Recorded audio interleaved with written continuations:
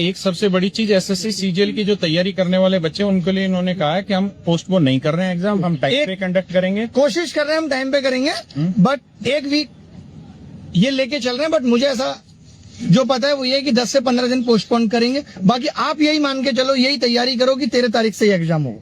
70% जो क्वेश्चन हुए उसके लिए रिपीट का क्वेश्चन हुआ। रेलवे के लिए एक सबसे बड़ी अनाउंसमेंट ये कि रेलवे के सारे मुद्दे सर समझा दिए हैं। इस मीटिंग में था क्या कि एसएससी चेयरमैन साहब भी बैठे हुए थे सामने और मंत्री साहब बैठे हुए थे, इधर मंत्री साहब के पीएस उन्होंने उन्हीं को काम असाइन कर दिया, रेलवे का भी। यानी ऐसा नहीं है कि मुद्दा नहीं उठा है, मुद्दा हर एक चीज पे उठा है।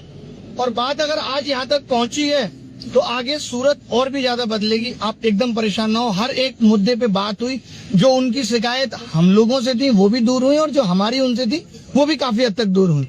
अब देखते हैं कि ये चीजें रियलिटी में कहाँ तक जाती हैं। सबसे बड़ी चीज जो है वो ये है कि अब सारी चीजों को टाइम बाउंड कर रहे हैं। जो सेंटर्स आ रहा है जैसे राजस्थान से अंडमान पे, तो इस पे चेयरमैन साहब को जवाब देना नहीं बन पाया।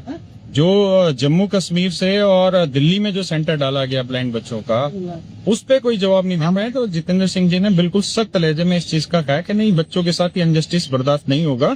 बच्चों को टाइमली ये सारी चीजें होनी चाहिए और नजदीक में ही उनको सेंटर दिया जाए। जो उनकी सेंटर्स वाली जो बात थी वो इन्होंने साफ कह दिया कि सेंटर्स हम अब नजदीक देंगे। जो 3 प्रेफरेंस है उन्हीं में से देंगे। और एग्जाम में जो दिक्कत है सर्वर की है, ये सब इश्यू आ रहे हैं, ये सब इश्यू अब नहीं आएंगे। तो आप लोग चिंता ना करें। और हर एक चीज पे बात हो रही है। और ये आवाज अगर इतनी ना उठाई जाती तो सेम चीजें सीजीएल में हो रही होती। कम से कम ये चीजें अब सीजीएल में नहीं होंगी। इस बात पे भी मुद्दा उठा दिया है कि आप ये पैसा एक्स्ट्रा लेके और वापसी का पंगा ना करें। या तो आप रेलवे का जो फॉर्म है उतने रुपए का ही भराएं।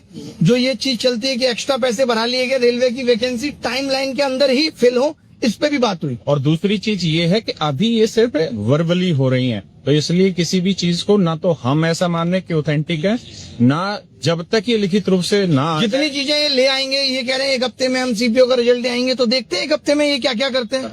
और इसका सारा जो क्रेडिट जाता है वो विनय सर को जाता है, क्योंकि इन्होंने जिस तरीके से उसको सीपीओ वाली आवाज को उठाया, बहुत एफर्ट हम सब ने ही लगाया है। और सीओपीटी मिनिस्टर तक पहुंचना टीचर्स के लिए वो एक बहुत बड़ी बात है। आसान नहीं थी हमारे लिए भी राय कि हमारी कोई डायरेक्ट उनकी कोई जवाबदेही हमारे लिए डायरेक्ट नहीं है, लेकिन फिर भी हमारा आप सबकी आवाज, सारे टीचर्स का आना, इतना प्रेशर बन जाना कि जवाब मिले।